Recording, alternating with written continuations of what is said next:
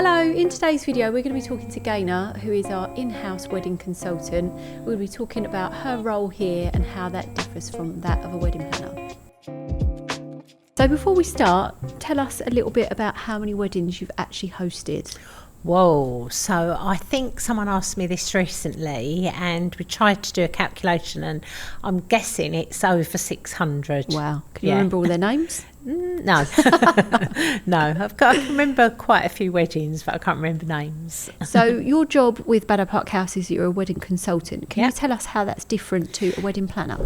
The original wedding planner, where that came from, would have been someone that a couple would have booked to actually help them find a venue, sometimes even find the wedding rings, everything, what shop they would go to look at dresses and suits. So really right from the beginning, but then you would pay them a % of their actual what the actual wedding cost is, so that's how they earn their money.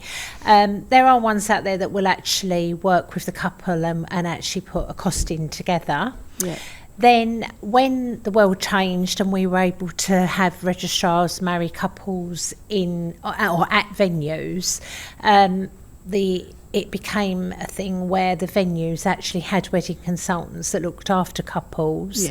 Now, most of those that I've worked in and that I know of, you don't actually meet your couple until about 6 months before the wedding, because there's so many where they're, in hotel-based wedding venues and wedding venues that do weddings every single day.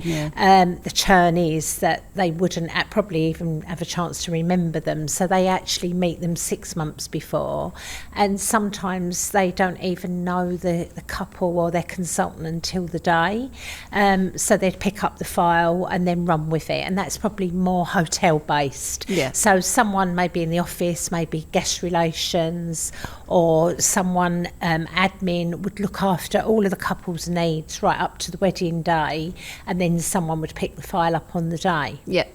So how we came about this with me becoming a wedding consultant is that I meet them within 5 weeks of booking, and I guide them from a very early stage using our BrightBiz platform, where they've got access to their own invoice, the running order of the day, the accommodation, table plan, everything from local taxis, hotels, train service, anything that they might think, they've got it there, and both the bride and the groom, or groom, bride, can actually look at that and get the information they need, and then together we build that. So after we've had our initial consultation, I send them an updated version for them to check through, and that version will always reflect everything on their invoice, and then as they change things, the platform lets me know that they're doing that, and then anything I add on there, I'm keeping them updated, and then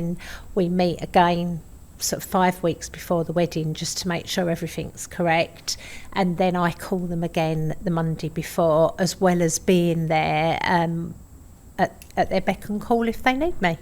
So at Baddow Park House, you meet the couples once they've booked. Would a wedding planner usually meet with couples before that and help with, venue sourcing and things like that? Only if they've paid for a private wedding planner that would have agreed with them beforehand what they're actually going to do and how they're going to pay the planner. So they're the ones that would actually help them source a venue. From the outset, And normally what they do is they normally give them a choice of 3 to look at after meeting with them, and then it's up for the couple to then go and have a look, and then if that's not quite right, then they'll give them some more. But really the wedding planner in that job is doing the background searching for the couple, but that's a contract that would already have been set up really on, normally just after they've got engaged. So when you meet with a couple, you meet sort of within 5 weeks of booking, when you have that initial planning meeting, what's the first thing you do with a couple? The first thing I do is actually just before the meeting and make sure that they've got a ceremony time, because then once we've got the ceremony time, we can build the wedding day around that, so I can then start factoring in what time hair and makeup are going to arrive, what time we're going to do welcome drinks, down to what time then a band can arrive. So that's a real key factor, is the time, and so that's normally the very first thing that I'm checking that they've put in place. And then what are the things that you would typically discuss in a planning meeting? It's mainly timing, supplier information and recommendations. So I'm getting to know the couple at this stage to see who they are as a couple, you're actually listening to them a lot at that stage as well. And then often they might have done their own research on hair and makeup, but they might not have chosen a florist, or the other way round. They've got auntie who's going to do the flowers and someone's going to do the photography, but they're stuck for hair and makeup, especially if they're not local to us. So then once I've got to know them a little bit, I normally can say, right, this is who we recommend. And even though we've got a recommended list, if I felt that there was someone that would suit that couple better, then I would definitely recommend them. And then with that in mind, would you talk about budgets and things like that? Would you get an idea of what they're Not looking to spend? Not really, because I think by that time I don't really discuss money with a couple at all, because once they've booked the venue, that's really clear when you've set that up for them, so they know what our costing's going to be. What I can do though, I would say to them, tell me a list of your priorities, and if the DJ wasn't their priority and they only wanted background music, then I could recommend a different DJ that might suit their budget. But unless they spoke about budget, I wouldn't normally get involved with that. So with that in mind about the budget, do you think a wedding planner would be more involved with? Absolutely, because when you hire a wedding planner, right from the start, before you've even booked your venue, the budget will be discussed, because then they'll be looking at how much they're going to pay them, because it will be a percentage of the total expenditure of the wedding. So what else goes into planning a wedding day? So I think suppliers is probably the big part, and then we would obviously get them involved with the catering side. So at their first consultation, I would be explaining that they would be invited to come along for a complimentary food tasting, where they can bring up to 6 guests, including themselves, and then we touch on catering, so we get an idea of what style of food they want to be served, and then we'll also explain about the bar. So there's bits that we actually will do with them as we go. We also always have open day in the diary, and we'll always encourage our couples to come along on the open day. So for instance, the next one in June, that one we'll have DJ on the terrace, we have pizzas being served, I think we've got a guest Monte Carlo wine company coming along, and then the Christmas one we'll have a band, and then we do it more tailored, but we'll always keep inviting our couples back. I think that's really important as well, because I think that's the first time the bride and groom or couple might see the venue with lots of people in it, with a buzz, with an atmosphere, and then they can really envisage what their wedding day is going to look like. And then we set up the gardens so that they can make a decision. Do they want their guests to face the house, or do they want their guests to face the gardens, or do they want them in a curve, or do they want them in a straight line? And I think what I'm quite mindful of, our first consultation is often 2 hours, and I always write, I do really appreciate that was a lot to take in, but I think if we keep almost spoon feed them little tidbits along the way, they certainly get to know all the staff. And if the wedding's a year away and their wedding is in June, great, come back in June, and then you can see what the gardens look like for your wedding day. And we do that all the way through the season, encourage them to come back the season of their wedding the year before. So, and I guess that personal service is more in line with a wedding consultant, whereas a wedding planner might not have that opportunity to go back to the venue. But then that goes back to us only doing the 2 days a week wedding, where we only do the Thursday and Saturday wedding. I've got that time and I've got the staff and the energy to be able to factor that day twice a year at least in, that we have a date that our couples can come back. And then we always keep Tuesdays free, that if they want to come in with their, I don't know, their florist or a stylist, they can come in on that day. And I know which staff are going to be here, and if they're passing by in the car, they know that they can pop in on a Tuesday. So then what would a typical wedding day look like for you? Whoa. So for me, I've already done so much of the planning. I meet the couple the day before because we give them a complimentary hour drop off everything. And I know you always tell them that it's like dropping your suitcases off at the airport. In fact, that once you've done that, you see them relax. Yeah. So that's something you'll hear us saying quite a lot here.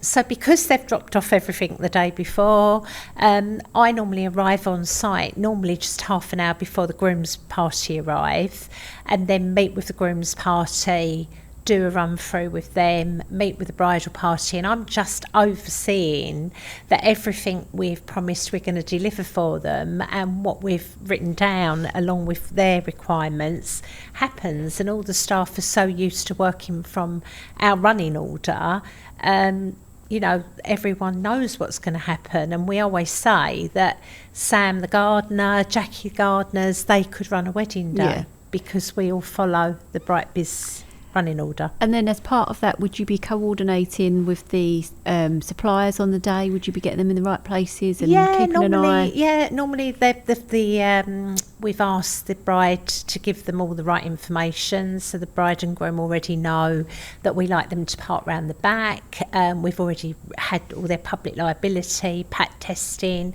We've got the green room round the back where we do their catering, and the suppliers that come back know where to go, and the new ones we're mindful, you know, as they arrive on site that we're telling them. But again, because we've got good staff ratio here, there's always a member of staff to be pointing people in the right direction anyway. And would a planner generally do the same sort of thing? Would they coordinate with, I think with a planner, you'll often see a planner at a wedding with a clipboard. You can always see a planner with a clipboard because they have worked out everything. So, and also a planner, if they come from a lot of hotel or big venues, they're collating everything that's coming in there to set up. And because they've organised it all and the bride hasn't, where often I might give the bride or the groom or, you know, the couple of the running order of the day, they always have their own. Well, I guess with a wedding planner, the bride wouldn't have that because she's paid the wedding planner to do it. So that would be the difference. And then I guess with that plan in mind, you know, you've got that running order of the day. What do you do if something unexpected happens? I mean, I know you're very good at keeping your cool under pressure. So you juggle. You do that.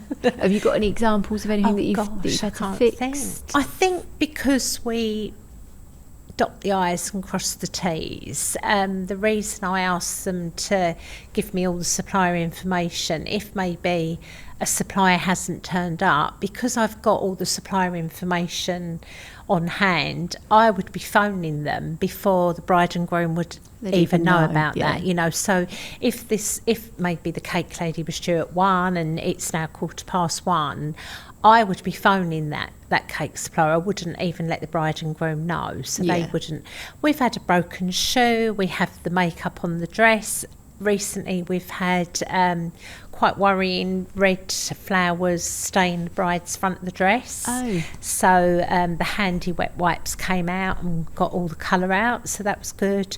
So broken shoe, we've had that. We've had groomsmen turn up without any shoes. But we had some supply of spare shoes that our tailor actually left with us. We've got lots of spares of everything. So we've got spare ties, we've got spare socks, we've got toothbrush, toothpaste, everything that they might think of that they might need. We've got all of that. But no, we just juggle it and smile. But I guess your experience really comes into play with that, doesn't it? Absolutely. So you know. Yeah. And then how long would you be there on a wedding day? How would that compare with, you know, what a wedding planner does with what you do? So some venues, they arrive on site and meet the bride if they're arriving early or arriving after the other couple have left. guest, they'll meet them then. Hotels, obviously, they'd arrive and reception would be there. But we have staff here, if they've stayed over the night before, then we have a night manager here from 10 o'clock until 7 in the morning. Housekeeping team relieve him. So we've got staff here, but my typical day now is actually 10:30 until about 4:30. Yeah. But I'm always on call. Yeah. So the couple have got my phone number. When I speak to them on the Monday, the week before the wedding, they know that if there's anything that they need me for, they can just call. Yeah, and I guess that you've got confidence in the fact that you've planned that wedding within an inch of its life, and we've got a fantastic team here that get to meet the couple all the way through the planning journey. So when they come here, it's just like friends turning up. And I think because we've got a tight training program with staff, where I said earlier, even the gardening team could run a wedding. I think because I can stand back with confidence and know that anyone could run a wedding, because we've got it so right here, and because we've got it all written down how it should work, and all the staff know that's how it should work, I have the confidence that it's going to be a perfect day. And I think if you can actually say that with confidence, that's the couple are happy. Yeah. So after we've had this magnificent day, everyone's had a lovely time, stayed over, they get up the next day. What happens then? So the next day we have housekeeping take over from the night manager, and then we have a front of house arrive on site at 9 o'clock, and they'll be there to make sure everyone's had breakfast, have checked out, and then they see them off site. So then I get a report come through to let me know that everything's gone to plan, and we get a lovely photo of the couple as well, don't we? We always goodbye. get that photo of the couple with their little Bado bag. Yeah. So the couple have finished, they've had a lovely day with us, they've enjoyed their wedding day, and they've stayed over. How does the end of a wedding day typically look for you versus with a wedding planner? Okay, so I think my experience with wedding planners is they leave normally after first dance, and then they do a handover to the venue or the hotel or the barn. I think if it was a self-set-up, so a marquee in a garden or a barn, they probably would go back the next day because they would be part of the pack down. Yeah. Here, I go home normally after speeches, and then I can go home in confidence knowing that Angela and Lara and the rest of the bar team are there and can run the evening smoothly. Yeah. If you're looking at a wedding consultant versus a wedding planner, is there anything that people should be cautious of when they're sort of looking at hiring a wedding planner? And I think maybe I had bad experience once where a wedding planner had brought so much into the venue into a day that it almost felt like either it was almost a bit of forced fun where there was so much going on. It took it away from the wedding. That I almost felt, every extra thing that she'd added on, she's going to earn from them. Yeah. So I felt that wasn't right. Or was it she just was so fractious that it had to go right? She was maybe not as confident that she actually gave them too much in a day that actually took away from how nice their day could have been if there weren't so much stuff going on. Well, thank you for talking to us, Gaynor, and sharing your expertise with us today. And thank you for watching the video, and we'll see you on the next one.